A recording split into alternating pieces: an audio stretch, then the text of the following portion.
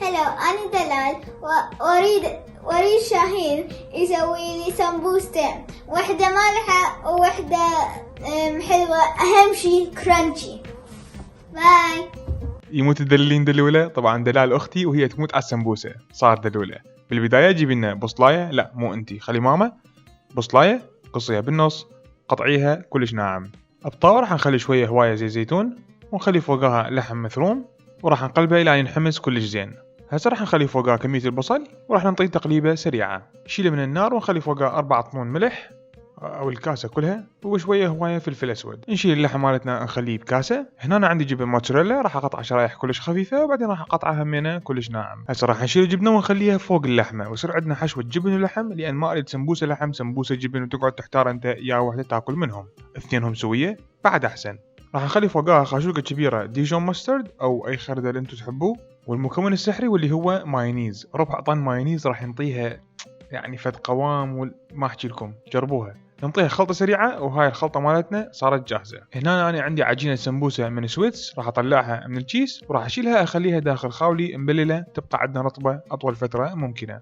نفتح الخاولي، ناخذ لنا عجينة واحدة نخليها على الميز، نلفها يمنى يسرى هي وفارغة، نسوي لنا مثل الجيب، نشيل الحشوة نخليها داخلها، بعدين نخلي مي على الأطراف يمنى يسرى، لفيناها صارت جاهزة للقلي. نسوي الكمية كلها اللي نريدها. طاوة نخليها على النار ونخلي بها ربع تانكر زيت. راح نشيل السمبوسك مالتنا ونخليها بالزيت بحيث يطلع عندنا فقاقيع، يعني زيت مالتنا حار ممتاز. راح نقليها على الوجهين. بعدها راح نشيلها ونخليها على ورق مال كلينكس. بعد ما نشفوا من الزيت راح نشيلهم ونخليهم على صحن التقديم، شلون ما كان يطلعون حلوين. الحشوة المالحة مال السمبوسة صارت جاهزة. هسه راح نسوي الحشوة الثانية واللي هي حلوة. حتى نسوي الحشوة راح نجيب لنا جدر نخلي بيه ربع تانكر حليب. على مود الدسامة راح نخلي شوية كريمة. ما الطبخ تشتغل، جيمر يشتغل، قشطة تشتغل، أي شي بس خلوه. ها هي. وهنا أنا عندي سيرب مال ورد نقدر نخليه، أو عندكم ماي ورد يشتغل. بعدها راح نخلي فوقها 5 خواشيق كبار نشا. هو على البارد راح نخلطه إلى أن يذوب النشا عندنا تماما. راح نشيله ونبقى نخلط بيه باستمرار إلى أن يثخن عندنا ويصير عندنا محلبي. قبل ما يبرد راح نجيب لنا نايلون ونخليه على الوجه حتى ما يصير عندنا هذا السكين، وبعدين يصير عندنا تكتلات. خلوا هذا النايلون بس وشيلوه خلوه يبرد تماما. حتى نسوي الشيرة راح نجيب لنا كوب واحد شكر نخليه بالجدر، نخلي فوقه نصف كوب مي، يعني 2 إلى 1. حتى الشيرة مالتنا ما شكر راح نجيب لنا ليمونة نقص من عندها شريحة صغيرة ونخليها بالجدر. راح نخليها على النار ونخليها تغلي تقريبا 3 دقائق إلى 4 دقائق، تصير عندنا الشيرة جاهزة. بعد ما برد عندنا المحلبي راح نجيبه ونخليه بالبايبنج باج. إذا ما عندكم بايبنج باج ما يحتاج، نقدر نسويه بالخاشوقة.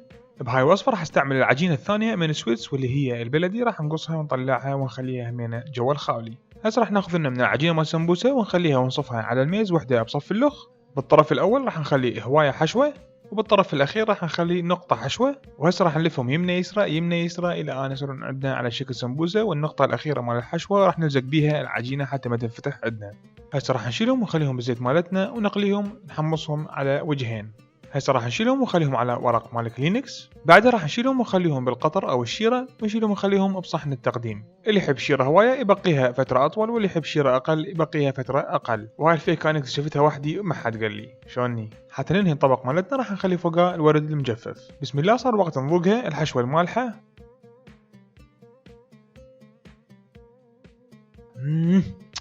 بيها نكهه، يعني عبالك نكهه برينجلز، هذا ما ادري فد شي. خلينا نجرب الحشوة الحلوة.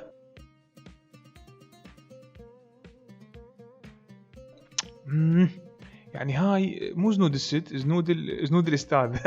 شكرا للمتابعة، إن شاء الله حبيتوا هاي الوصفة، وشكرا سويتس للسبونسر مال هاي الحلقة. في مان الله.